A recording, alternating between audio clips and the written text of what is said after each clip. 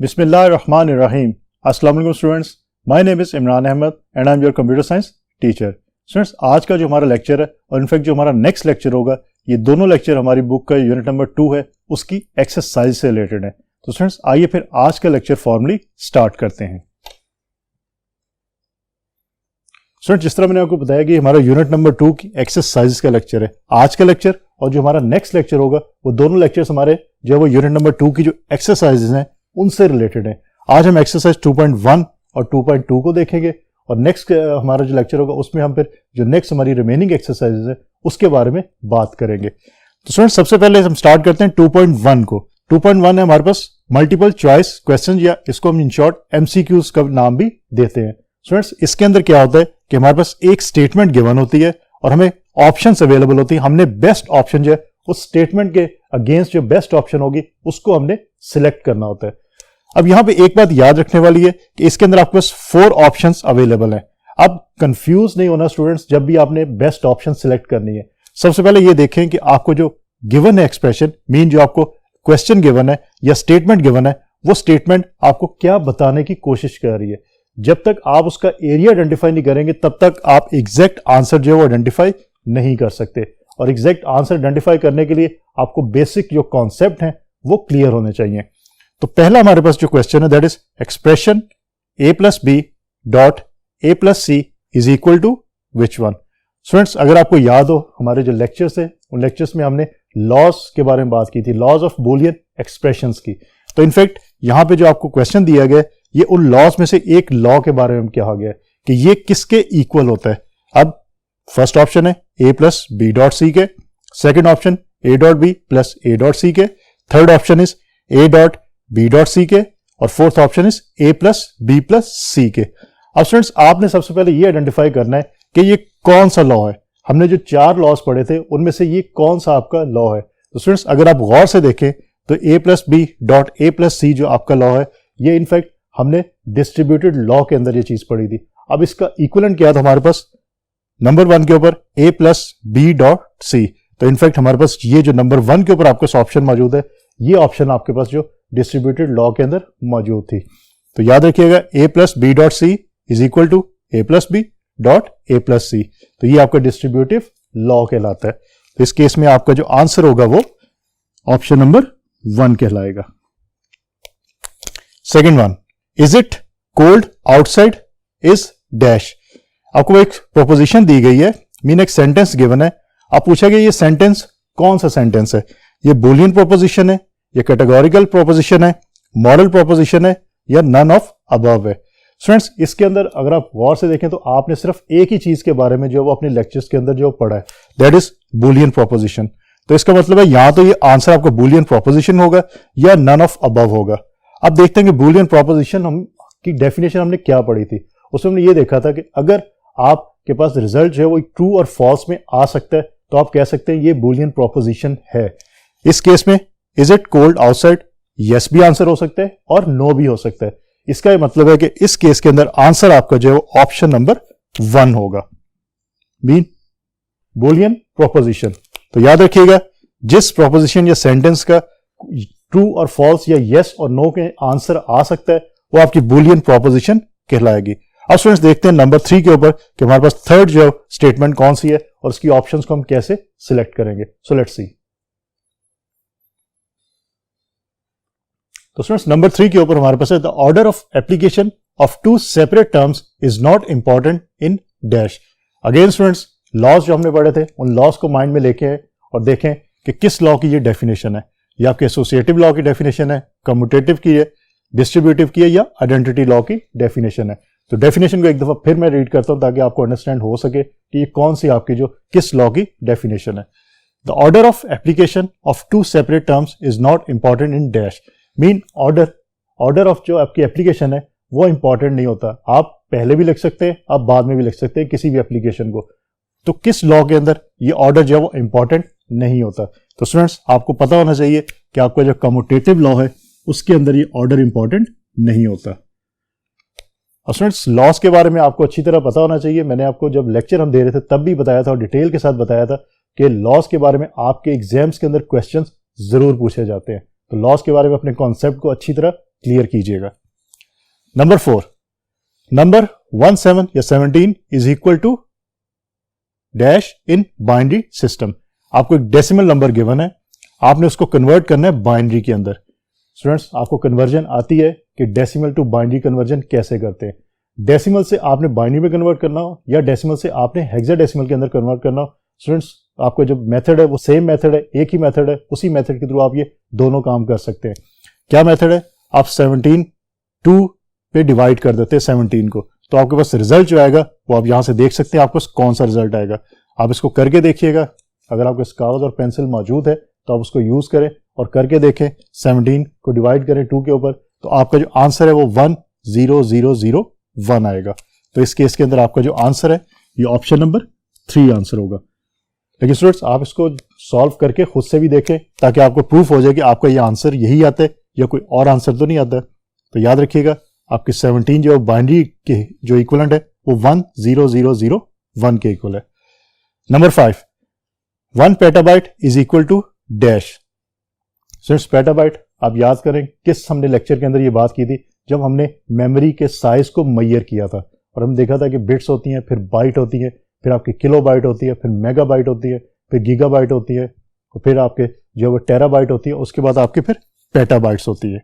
और आप ये अब यहां पे जो पूछा गया वो ये कि 1 पेटाबाइट कितने बाइट्स के इक्विवेलेंट है? 1024 की पावर 4, 1024 की पावर 6, 1024 की पावर 5, 1024 की पावर 7 बाइट्स के। तो स्टूडेंट्स, ये आपको याद होना चाहिए स्ट्रेट फॉरवर्ड। आपका ऑप्शन नंबर 3 इस केस में आंसर है। 1024 की पावर 5 बाइट्स जो है वो इक्वल होते हैं आपके 1 पेटाबाइट के।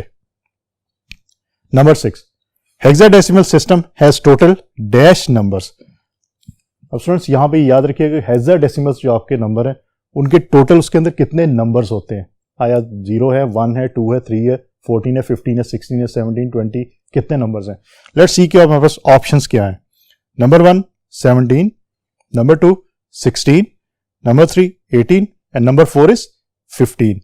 अब स्टूडेंट्स, एक बात याद रखिएगा कि वो कंफ्यूजन आपकी जो होगी वो आपको 15 और 16 में हो सकती है, पॉसिबल है, क्योंकि 17 और 18 जो है वो स्ट्रेट फॉरवर्ड आपके जो है वो डिलीट हो जाएंगे, इरेज हो जाएंगे, वो आंसर में नहीं आ सकते।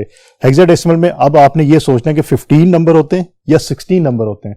स्टूडेंट्स, आप देखें हेक्साडेसिमल आप स्टार्ट कहां से करते हैं? आप 0 से स्टार्ट करते हैं। 0 से आप कहां तक जाते हैं? 15 तक जाते हैं। तो अगर आप उसको काउंट करें और 0 को भी एक नंबर की जगह पे रखें तो काउंटिंग जब करेंगे तो ऑल टुगेदर आपके 16 नंबर्स बनेंगे, ये 15 नहीं बनेंगे। ऐसा है कि आप लास्ट 15 नंबर लिखते हैं, लेकिन क्योंकि स्टार्ट आप 0 से कर रहे हैं इसलिए ऑल टुगेदर आपके ये 16 नंबर्स हैं। तो इसका ये मतलब है कि आपका जो आंसर है वो 16 होगा। मीन हेक्साडेसिमल के सिस्टम जो है उसके अंदर टोटल आपके 16 नंबर्स मौजूद होते हैं, 15 नहीं होते। ये याद रखिएगा क्योंकि ये नॉर्मली कंफ्यूजन स्टूडेंट्स को हो जाती है, तो ये कंफ्यूजन आपको नहीं होना चाहिए। तो स्टूडेंट्स, ये था हमारे पास 2.1 एक्सरसाइज के बारे में। अब हम एक्सरसाइज 2.2 के बारे में देखते हैं, जिसमें हमारे पास क्वेश्चंस गिवन होंगे और हम ये देखेंगे उनके आंसर्स हम कैसे लिख सकते हैं। So let's see. तो students, exercise 2.2, answer the following questions. Students, यहां पे कुछ क्वेश्चंस गिवन है, कुछ ऐसे क्वेश्चंस हैं जिनके आंसर्स के बारे में मैं आपको बता दूंगा कि आपकी बुक के किस पेज के ऊपर मौजूद है, और उस पेज के ऊपर जो टॉपिक मौजूद है उसका लेक्चर आप लीजिए, उस लेक्चर के अंदर आपको उसका आंसर क्लियरली मिल जाएगा। उसके साथ साथ जिसका आंसर बुक में मौजूद नहीं है वो आंसर मैं खुद से आपको बता दूंगा कि वो आंसर क्या है। तो आइए फिर इसको स्टार्ट करते हैं। नंबर 1, कन्वर्ट 69610 बेस इसकी 10 है टू हेक्साडेसिमल। तो आपने डेसिमल एक नंबर है उसको हेक्साडेसिमल के अंदर कन्वर्ट करना है। स्टूडेंट, स्ट्रेट फॉरवर्ड आपका जो पेज नंबर 37 है आपकी टेक्स्ट बुक का, उसके अंदर इसकी कन्वर्जन दी गई है। हमने अपने एक लेक्चर के अंदर भी इसकी कन्वर्जन करके देखी थी, तो आप उस स्पेसिफिक लेक्चर को देखिएगा, वहां पे आपको इसकी कन्वर्जन जो वो मिल जाएगी। अदरवाइज आपकी बुक के अंदर पेज 37 के ऊपर इसकी कन्वर्जन मौजूद है, आप वहां से इसको लिख सकते हैं। Number 2, differentiate between volatile and non volatile memory. Students, volatile और नॉन वॉलेटाइल मेमोरी के बारे में आपको कॉन्सेप्ट होना चाहिए। अगर मैं बुक की बात करूं तो पेज नंबर 40 के ऊपर जो आपका टॉपिक है volatile memory and non volatile memory, उसका जो स्पेसिफिक लेक्चर है उसको आप सुने, उसमें मैंने डिटेल से बताया कि वॉलेटाइल मेमोरी क्या होती है और आपकी नॉन वॉलेटाइल मेमोरी क्या होती है। वॉलेटाइल मेमोरी के अंदर आपकी जो एग्जांपल है well known random access memory है, मीन रैम की एग्जांपल हम लेते हैं। तो वॉलेटाइल मेमोरी बेसिकली ये होती है कि जब तक आपका कंप्यूटर ऑन है तब तक आपकी मेमोरी के अंदर डाटा स्टोर रहता है। जैसे आप कंप्यूटर ऑफ कर देते हैं, डाटा जो है वो इरेज हो जाता है मेमोरी से। तो रैम के अंदर इसी तरह काम होता है कि जब तक आपका कंप्यूटर ऑन है तब तक रैम के अंदर डाटा रहेगा। जैसे आपने कंप्यूटर ऑफ किया, रैम के अंदर से डाटा जो है वो डिलीट हो जाता है। और उसके कंट्रास्ट में नॉन वॉलेटाइल मेमोरी ऐसी मेमोरी होती है जिसके अंदर जब तक कंप्यूटर ऑन है या ऑफ है, डजेंट मैटर, आपका डाटा सेव रहता है जब तक कि आप खुद से उस डाटा को डिलीट नहीं करते। मीन आपकी हार्ड डिस्क के अंदर डाटा, इवन कंप्यूटर आपका ऑफ भी है तो आपका डाटा स्टोर रहता है परमानेंट बेस के ऊपर। तो ये बात याद रखिएगा कि वॉलेटाइल और नॉन वॉलेटाइल के अंदर आपके मेजर डिफरेंसेस क्या क्या हैं। Number 3, store the word phone in computer memory starting from address 7003 where each letter needs 1 byte to store in memory। Students, कहा यह गया कि एक आपने वर्ड है PHONE, मीन फोन एक वर्ड है, आपने मेमोरी के अंदर उसको स्टोर करवाना है। स्टूडेंट्स, यहाँ पे एड्रेस 7003 इसलिए मेंशन है कि आपकी जो मेमोरी होती है, कंप्यूटर की जो बेसिकली मेमोरी है, उसके अंदर जहां भी आप वैल्यू स्टोर करवाते हैं वो वैल्यू किसी न किसी एड्रेस पे स्टोर होती है। इसकी एग्जांपल मैं रियल टाइम आपको इस तरह दे सकता हूँ कि आप लोग घरों में रहते हैं, आप लोगों का अपना भी एक नाम है, अपना भी ID कार्ड नंबर होगा आपका, उसके साथ साथ आपके घर का एड्रेस है। आपको किससे पहचाना जाता है? आपके घर के एड्रेस से पहचाना जाता है। अगर कोई मैसेज सेंड करना है तो आपके घर के एड्रेस पे सेंड किया जाता है। इसी तरह जो भी आप वैल्यू मेमोरी के अंदर स्टोर करवाते हैं वो किसी न किसी एड्रेस पे स्टोर होती है और वो एड्रेस भी एक वैल्यू ही होती है। तो ये बात याद रखिएगा, कोई भी अगर आपने लेटर मीन P अगर आपने स्टोर करवाना है तो P एक तो उसका कोड होगा जो स्टोर होगा, जो वैल्यू उसकी स्टोर होगी, उसके साथ साथ वो जहां पे स्टोर होगा उस जगह का कोई एड्रेस भी होगा और वो भी आपका कोई ना कोई जो वो बाइनरी कोड ही होगा। तो ये बात याद रखिएगा, वही यहां पे मेंशन है। अब फ्रेंड्स, ये कहा गया कि आपने इनको सेव करवाना है PHONE को, और आपका जो हर लेटर है उसको 1 बाइट चाहिए, मीन 8 बिट्स उसको चाहिए स्टोर होने के लिए। स्टूडेंट्स, इसके लिए आप अपनी बुक का जो उसको भी चेक कर सकते हो और बुक के साथ साथ आप गूगल क्रोम का जो हमारे पास सर्च इंजन मौजूद है आप उसको यूज करें। उसके साथ आप क्या करें, आप वहां पे लिखें ASCII 8-बिट कोड, तो आपको तमाम जो लेटर्स हैं उनके इक्विवेलेंट ASCII जो भी कोड्स मौजूद हैं, स्टैंडर्डाइज कोड, वो आपको वो शो करवा देगा। आप वहां से भी देख सकते हैं इसको। तो स्टूडेंट्स, P का जो हमारे पास इक्विवेलेंट है ASCII कोड के अंदर वो 01010000 है। तो ये ऑल टुगेदर आपकी 8 बिट्स बनेगी। H के इक्विवेलेंट हमारे पास 01001000, O के इक्विवेलेंट 01001111, N के इक्विवेलेंट 01001110, E के इक्विवेलेंट 01000101। तो आपके ऑल टुगेदर ये जो बनेगा ASCII कोड, ये फोन के इक्विवेलेंट मेमोरी के अंदर किसी स्पेसिफिक एड्रेस पे सेव होगा जाके। आपके कंप्यूटर की मेमोरी के अंदर PHONE सेव नहीं होगा। बेसिकली ये आपके जो ASCII कोड है, इक्विवेलेंट है PHONE के, वो सेव होंगे और आपका कंप्यूटर जो है वो अंडरस्टैंड इससे करेगा कि ये आपका जो वर्ड है वो फोन है। तो इस तरह आप इसको सेव करवा सकते हैं। अब स्टूडेंट, देखते हैं हमारे पास नंबर 4 के ऊपर कौन सा क्वेश्चन है और उसका आंसर हम कैसे फाइंड आउट करेंगे। So let's C. नंबर 4 के ऊपर, differentiate between temporary and permanent storage. Students, temporary storage और आपकी परमानेंट स्टोरेज के दरमियान डिफरेंस। पहली बात, अगर बुक से आप देखना चाहते हैं तो पेज नंबर 43 के ऊपर इसका टॉपिक मौजूद है, वहां पर डिफरेंस लिखा हुआ है और उस स्पेसिफिक लेक्चर को आप देखें तो वहां पर डिटेल से मैंने बताया था कि इनमें डिफरेंस क्या होता है। थोड़ा सा मैं आपको आइडिया दे देता हूं कि आपकी टेम्पररी स्टोरेज और परमानेंट स्टोरेज में डिफरेंस क्या होता है। इनफैक्ट आपकी वॉलेटाइल और नॉन वॉलेटाइल में भी वही डिफरेंस होता है। टेम्पररी स्टोरेज वो होती है जिसके अंदर टेम्पररी बेस के ऊपर डाटा आपका स्टोर होता है। मीन जब तक आपका कंप्यूटर ऑन है उसके अंदर डाटा स्टोर रहेगा, जैसे कंप्यूटर ऑफ हुआ डाटा उसमें से इरेज हो गया। मीन रैंडम एक्सेस मेमोरी की हम बात करते हैं, रैम की बात करते हैं, तो रैम आपकी टेम्पररी स्टोरेज डिवाइस है।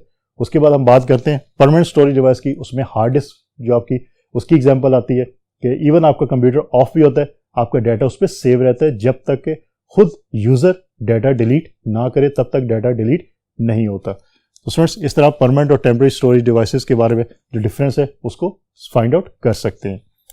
Last question number 5, right the truth table for X and Y।